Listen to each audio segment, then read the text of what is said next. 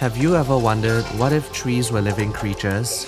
Sounds terrifying, doesn't it? Well, 4 months ago, I came across a game called Bloodbark that explored this horrifying possibility. Bloodbark is a short indie psychological horror game that does a lot of cool things in its 40-minute playtime, including references to lots of other horror media. So today, I'm going to talk about it.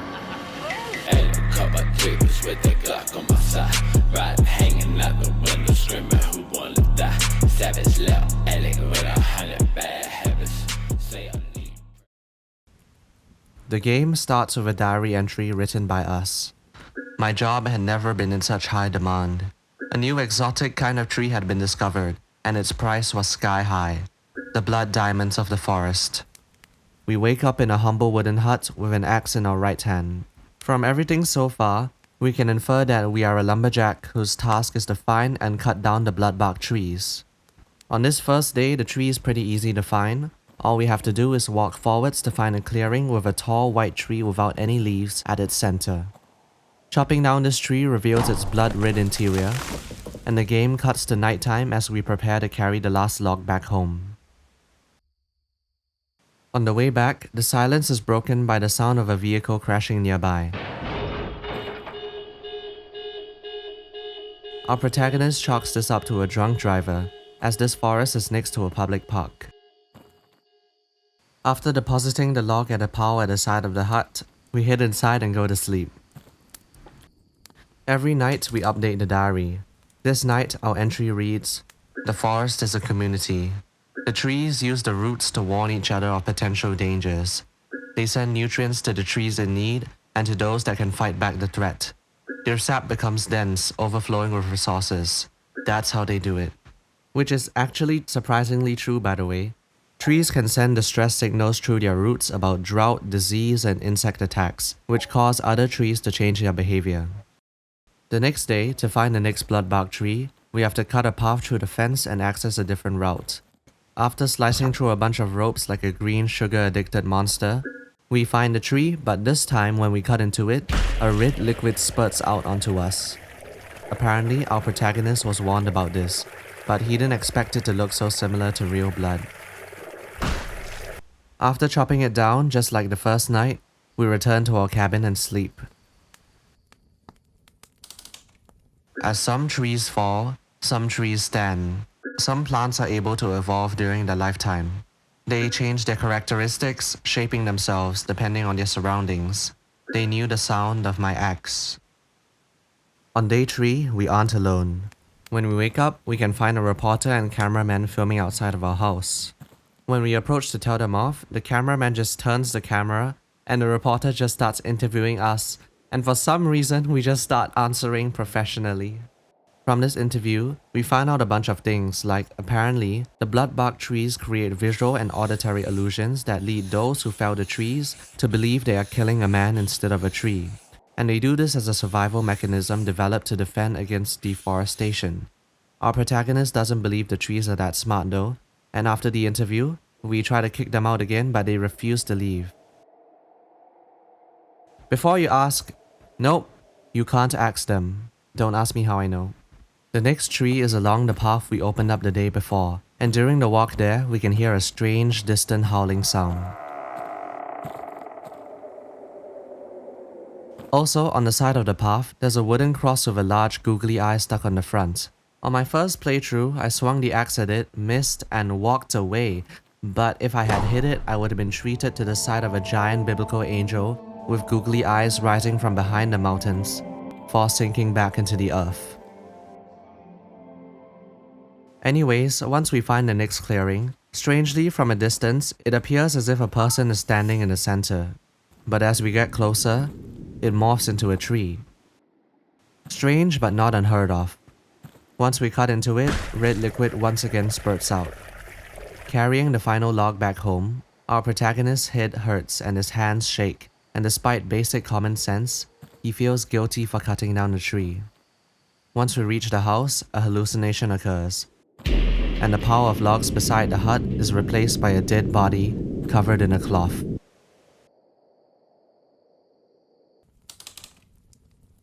It is almost uncanny the way they accept death. The way they fall without resistance. The forest used their deaths as a warning, a sign that I should stop. The next day, if you check beside the hut to make sure those are really just logs and not, bodies, you'll feel pretty relieved. Today, as we walk along the path, one of the trees will fall, narrowly missing us. This tree breaks a hole through the fence and allows us to access a different area. Of course, I was too dumb to realize this, so I tried chopping the tree that was already fallen, and then I wandered around through the forest. Somehow, I found a hidden path, and as I approached, a strange white creature came out from behind a tree.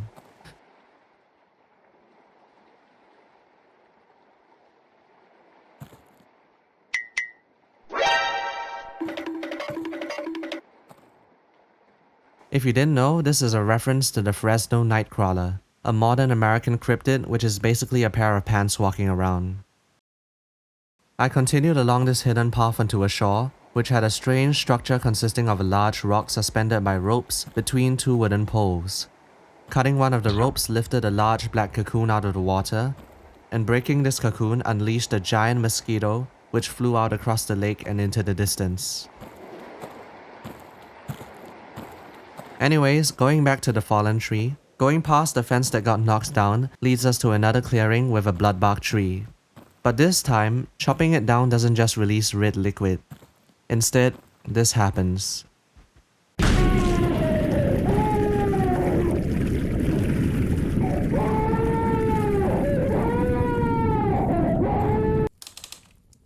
Their sense of cooperation is immaculate. 1,000 brains in unison. They are not like us. They are better. On this night, we can't sleep, so we go for a walk in the middle of the night. Going to the clearing where we just cut that tree down, our protagonist spots someone on the hill next to the bathrooms. A car is parked at the base of the hill, with colorful lights flashing from inside. Striking it causes whoever's inside to drive away in a panic.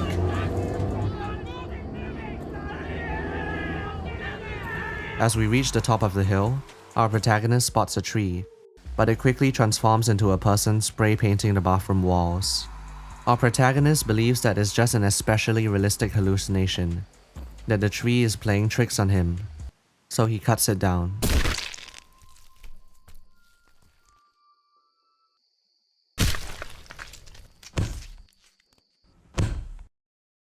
At first, it seems like he's right, because as we walk home, what we carry on our back is not a dead body, but just a log.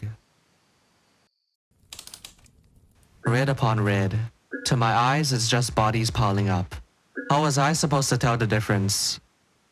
On day 6, we wake up in the morning as usual, and checking the log pile again shows only logs.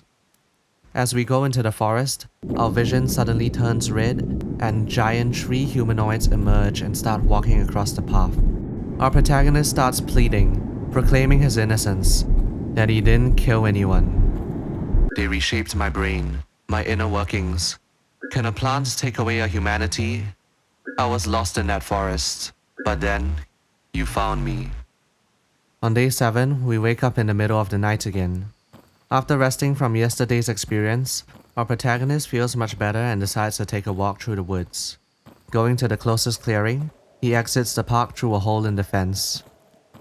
As he walks, he finally comes to the realization that he's killed someone, and our vision turns red as flashbacks to previous events appear. Police sirens can then be heard approaching and getting louder before a gunshot rings out and the screen turns black. The police found the suspect wielding an axe. Due to his sudden and violent movements and screaming, he was considered a dangerous threat and was shot to death. At his cabin, they found the corpses of 2 people whose identities are yet unknown. Placed next to the lumberjack's chopped wood, the limbs, heads, and torsos of the victims were separated from each other, as if they were logs. The logging company declared no responsibility for the deaths, citing the victims' entry to the fenced area. However, they will face a moderate fine for lack of security. And that's the end of the game! I was surprised when at the end they said they found the corpses of 2 people, because I thought the guy painting graffiti was the only real person that we killed. I guess the guy that morphed into a tree may have been a real person as well. Either that or the tree was screaming arms. Both are equally suspicious. By the way, there's an alternative ending if you didn't know. Before the tree falls and opens a path through the fence, you can still go through the clearing with the bathrooms. If you go there on the third day, you can find the TV crew's parked van at the side. Those with evil in their hearts can burst the tires using the axe, trapping the TV crew on the property. The next morning, the cameraman, whose name is Craig, can be found sitting next to the van. He asks us if we've seen Matilda, who was the reporter that he was with. We respond no and ask him why he's still here. He tells us someone popped their tires and starts to suspect us, to which we start gaslighting him that it was actually drunk teenagers who did it. Further along the path at the clearing, we can find Matilda standing next to the metal fence. She complains about how her phone doesn't work and calls us crazy. We tell her that Craig is worried and they should probably leave together even if it's by walking, because this place is dangerous. She then tells us that we are the danger, which is true, and refuses to walk because her dress will get dirty. We then ask her to at least join Craig so he doesn't worry, and she refuses.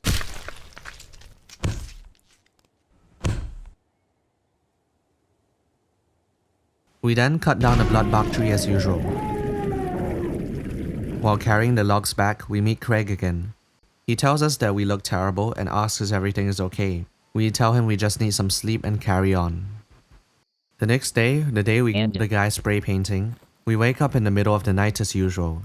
While walking to the clearing, we come across Craig laying on the floor and rolling around, either having a nightmare or a seizure. We can simply walk past him and ask the graffiti guy, but while carrying the body back home, Craig will be missing and will realize that we are being watched. Craig, the journalist, ran away from the park.